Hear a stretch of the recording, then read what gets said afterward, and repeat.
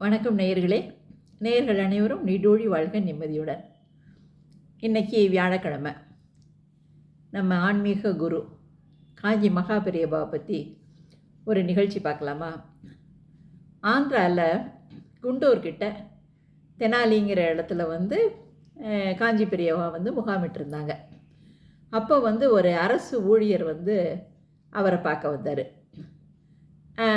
பார்த்தப்ப அவர் இவர் என்னப்பான்னு கேட்டார். உடனே இவர் சொன்னார், நான் ஒரு அரசாங்க உத்தியோகம் பார்க்குறேன், ஆனால் என் சம்பளம் குடும்பத்துக்கு பத்தலை, அதனால் நிறைய கடன் வாங்க வேண்டியிருக்கு, அதனால் அந்த கடன் தொல்லையால் ரொம்ப அவதிப்படுறேன் அப்படின்னு சொன்னார்.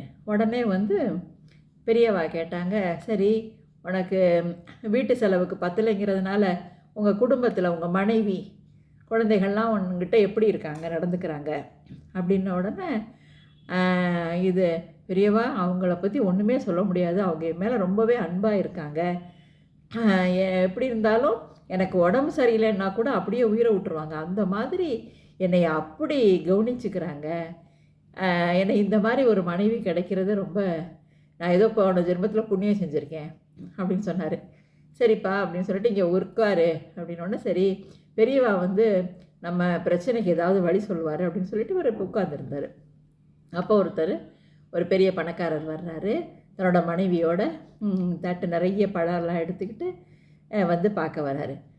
பார்த்த உடனே, என்னப்பா அப்படின்னோடனே, ஐயா எனக்கு பணப்பிரச்சனைங்கிறதே இல்லை, தேவைக்கு அதிகமாகவே நிறைய இருக்குது, ஆனால் எனக்கு எனக்கும் சரி என் மனைவிக்கும் சரி உடல் நிறைய வியாதி, என்ன மருந்து மாத்திரைகளையே சாப்பிட்டு நாங்கள் காலங்கழிக்க வேண்டியதாக இருக்குது, நிம்மதியே இல்லை, படுத்தா தூங்க முடியலை, என்ன இதனால் என்ன தான் இருந்தாலும் பணம்லாம் இருந்தால் கூட நாங்கள் நிம்மதி இல்லாமல் இருக்கோம் அப்படின்னு சொல்கிறாரு. இவரும் ஆசீர்வாதம் பண்ணி அவங்களுக்கு எல்லாம் சரியாயிருப்பா அப்படின்னு சொல்லி ஆசீர்வாதம் பண்ணி அனுப்பிச்சிட்றாரு.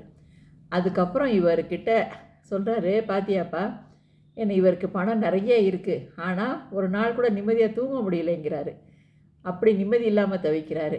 ஆனால் உங்ககிட்ட பணம் ஒன்று தான் பிரச்சனை, என்ன மிச்சப்படி வீட்டில் எல்லோரும் நல்லா அன்பாக இருக்காங்க அப்படின்னு உடனே இவர் அதை உணர்ந்துக்கிட்டு, சரிங்க நான் செலவை கட்டுப்பாட்டுக்குள்ளே வரதுக்கு பார்க்குறேன், என்ன பட் ஆனால் என்னுடைய குடும்பம் ரொம்ப என்னோடய குடும்பம் ஒரு கோயில் மாதிரி, என்ன நான் இனிமேல் நான் நிறைவான வாழ்க்கை வாழ்வேன் அப்படின்னு சொல்லி அவரை வணங்கிட்டு திரும்பினதாக ஒரு சம்பவம்.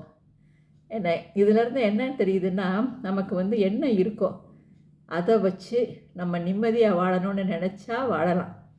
அது வேணும் இது வேணும் அப்படின்னு ஒரே பேராசைப்பட்டுக்கிட்டு இருந்தோன்னா என்ன வந்தால் கூட நம்மளால் நிம்மதியாக இருக்க முடியாது அப்படிங்கிறது இந்த ஒரு சம்பவத்தில் தெரிஞ்சுக்கலாம்.